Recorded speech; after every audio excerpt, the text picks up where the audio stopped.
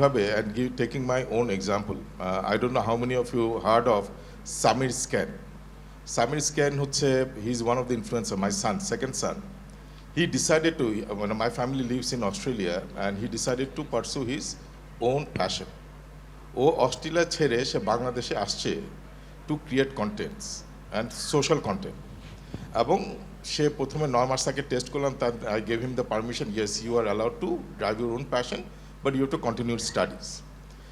কিন্তু এখানে যে পয়েন্ট আমি ট্রাইং টু হাইলাইট, ওর বয়স মাত্র 20, ওকে কিন্তু আমি একবারও বলি না তোমার ডিগ্রি নিতেই হবে, এটা করতে হবে সেটা করতে হবে, but I wanted to test him how hard he can work.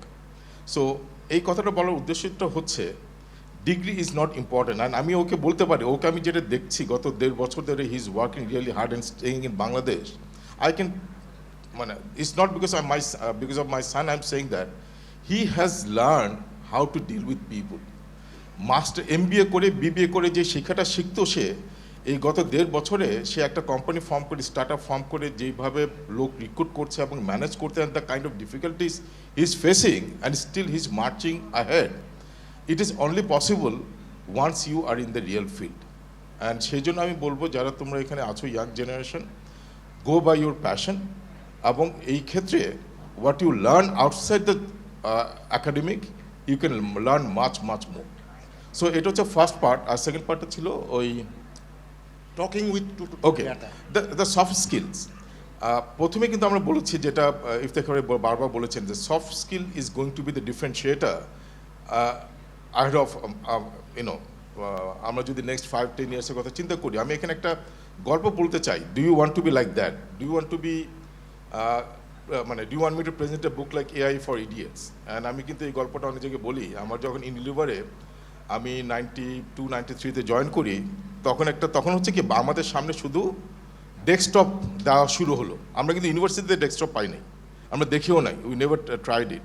IDLC থেকে আমার ফার্স্ট এক্সপোজার হয় 91-এ, তারপর 93 থেকে ইউনিলিভারে আমাদের টেবিলের উপরে ডেস্কটপ দেওয়া হলো। আর যারা ওখানে কাজ করতো, আমি ছিলাম ফার্স্ট ম্যানেজমেন্ট ট্রেনি ফাইন্যান্সে, দেখা গেল যে প্রচুর 30-32 বছর ধরে কাজ করতেছে, তারা এসে আমার ফাইন্যান্স ডিরেক্টরকে কমপ্লেন করতেছে, স্যার এখানে তো কম্পিউটারতে ঠিক মতো যোগ বিয়োগ করতে পারে না। অ্যান্ড চিন্তা কর, প্রত্যেকে এসে একই কমপ্লেন করতেছে।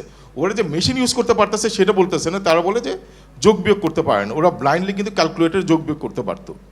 তখন আমাদের ফাইন্যান্স ডিরেক্টর তখনকার সময় আমাদের বিজনেস সিস্টেম ম্যানেজারকে ডেকে বলল, খুব গালিগালাজ আমার সামনেই করার পর সে বলতেছে, তোমার তো কি মেশিন দিয়েছে, তুমি তো ঠিক মতো যোগ বিয়োগ করতে পারে না, what M I going to do with that? তখন সে তো অনেক বোঝানোর চেষ্টা করলো, কোনো লাভ হয়নি। 1 সপ্তাহ পরে আমি দেখি সে আবার একটা ওই একই রুমে, ওনার রুমে বকা দিচ্ছে, and I happen to be there. He presented him a book call computer for idiots. Just think about that scenario, and it can happen to you if you don't learn AI and your boss also don't learn AI. You may end up giving the AI for idiots book to your boss. The message I'm trying to give, AI has to be known and understood not only by you, but the bosses also has to understand. Otherwise, there will be a gap in your knowledge and that knowledge. The other part I want to emphasize, because you are very young, you have a bright future. এবং এটা নিয়ে আমি লিখেছি, and it is very, very critical. এই যে AI, how it is being misused or abused, যারা digital game খেলে, কতজন এখানে গেমিংয়ের মধ্যে আছে? Quite a good number. এখনো বলবে না। আই ক্যান টেল ইউ, এই gaming addiction, it is also AI based. এই গেমিং এডিকশনের জন্য কোরিয়ার মতো দেশে এবং চীনের মতো দেশে ইউথ প্রোটেকশন অ্যাক্ট চালু হয়েছে, যেখানে সার্টেন টাইমের পরে কিন্তু গেম ইউ ক্যানট প্লে। এখন এটা কেন আমি এমফাসাইজ দিচ্ছি, এই গেমিংটা যদি addiction continues, it will take you to next level. কী হবে জানেন? গেমিংয়ের নেক্সট লেভেল কি? এই যে গেমিংরা যারা গেমগুলো তৈরি করে, they prepare you for the next level. What is the next level? Any idea? Betting. Can you think of that? They are playing with your mind. ফার্স্টে হুক করাচ্ছে হচ্ছে সিম্পল ডিজিটাল গেম, তারপর virtual game, then they put you into betting.